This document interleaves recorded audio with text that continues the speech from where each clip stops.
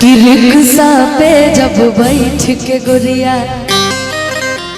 अरे चलेली बाजारी में, कि रिक्शा पे जब बैठ के गोरिया अरे चलेली बाजारी में, कि मन करेला कि बिना पूछले उनके भर लिया कवारी में। कि रिक्शा पे जब बैठ के गोरिया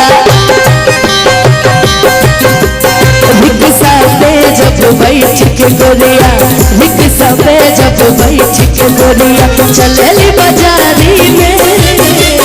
रिक्शा पे जब बैठ के गोरिया चलेली बाजारी में, मन करेला कि बिन पूछले उनके धलिया कवारी में।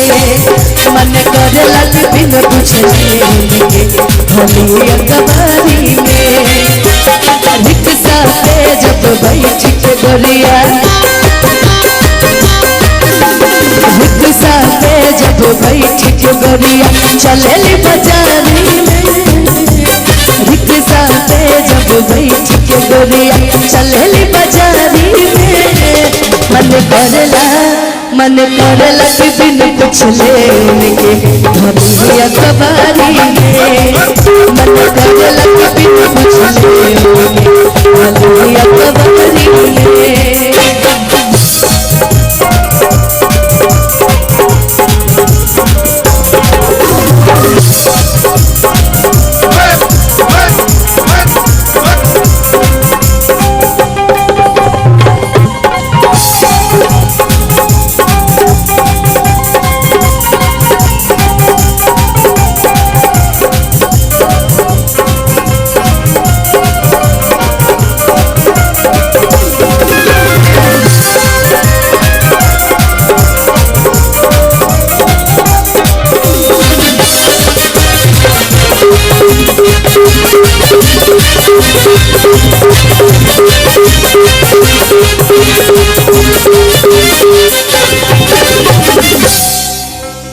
कजरारी नैना में लागे झिलियन गहराई। देखो कितनी इसकी आंखें इसकी आंखें इतनी सुंदर लग रही है, इसे तुम्हारे लिए ही लिखा है। कजरारी नैना में लागे झिलियन गहराई, कसिया लहरे नागिन जैसन जब चले पुरमाई। कजरारी नैना में लागे झिलियन गहराई, कसिया लागे नागिन जैसन जब चले पुरवाई। मस्त जवानी के मौसम बा,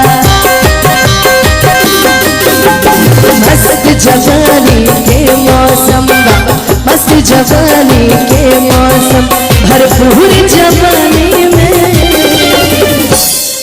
कि मन करेला कि बिन पूछले से भरिया कवारी में। मन करेला कि बिन पूछले भरिया कवारी में। रिक्शा पे जब बैठ के गोरिया रिक्शा पे जब बैठ के गोरिया रिक्शा पे जब बैठ के गोरिया चलेली बाजारी में। कि मन करेला कि बिन पूछले से धलिया कवारी में। एक बार इन दोनों के लिए जोरदार ताली बजा दीजिए।